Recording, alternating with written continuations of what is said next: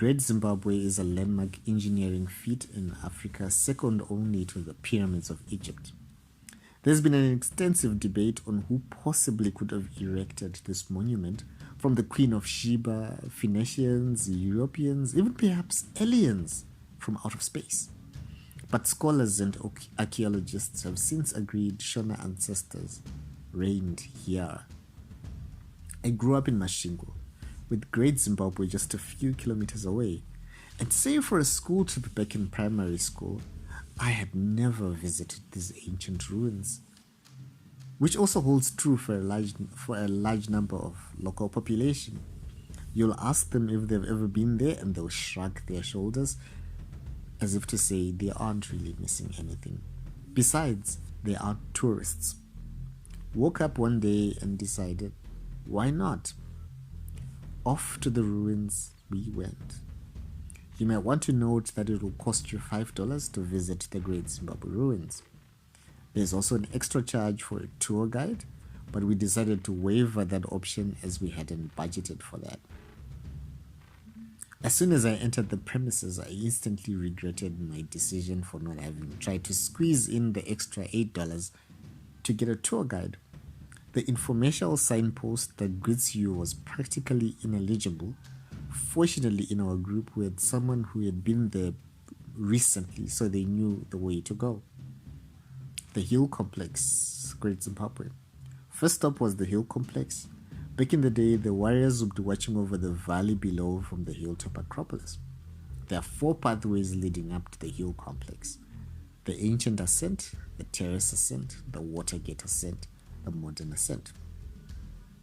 We opted to go up via the modern path, which is the longest way around but has a gentle slope.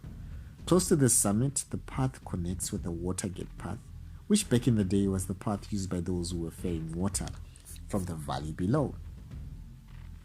The modern path has a scenic route which gives a breathtaking view of the plains below, and on a clear day you can see the waters of Lake Mutiriku, formerly Lake Kyle. Lake Mutiriku is the largest inland man-made lake in Zimbabwe. At the peak of the hilltop fortification, again the absence of our tour guide became apparent. We simply explored the mazes of the fortified walls, took in the sights, and snapped off a couple of pictures. From the Hill Complex vantage point, you can see the great enclosure down below, and you can also hear the drums playing from the Shona village. There was also an interesting structure that looks likely it was a blacksmith's workshop to smelt iron for tools. This was more of a guess, as there were no indicators. The only signpost I did see was the one warning visitors not to climb the walls. Going down from the Hill Complex, we took the more adventurous and steep ancient path, and that one is physically exerting. You can feel the deep burn in your calves and your thighs. It feels a tad scary and exhilarating at the same time, and I was relieved to be back on ground level. I didn't get a chance to check out the terrace path, which was the one the warriors used to quickly ascend or descend from the Hill Complex. Next, we scouted the great enclosures and the famous conical tower.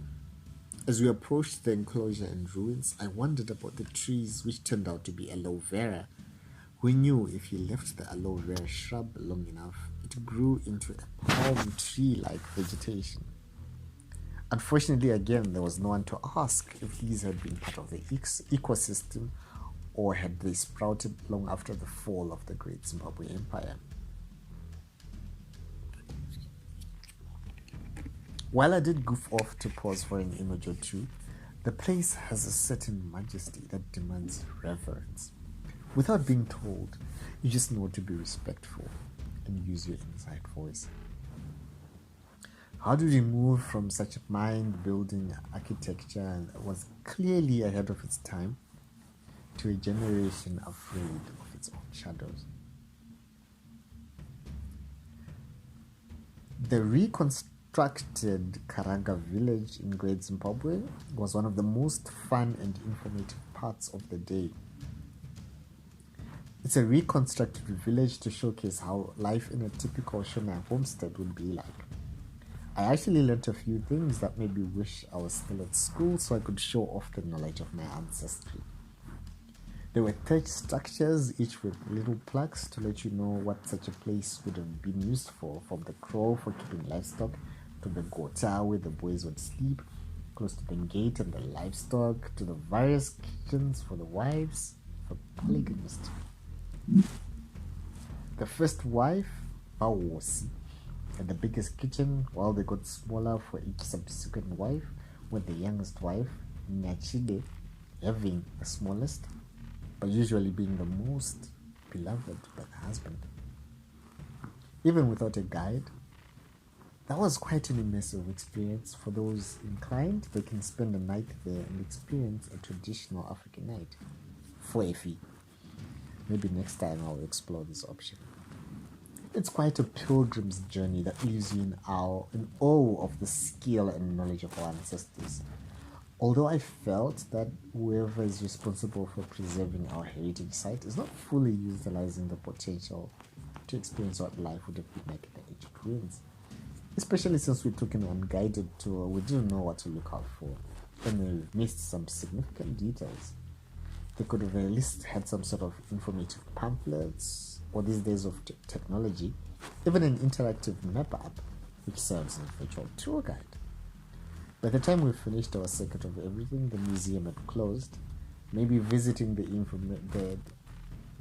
museum could have provided information which I felt I missed out on, and just the stuff I already know from my history class.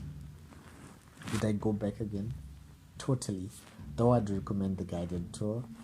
Also, you may want to carry bottled water. A mountain excursion can parch the throat.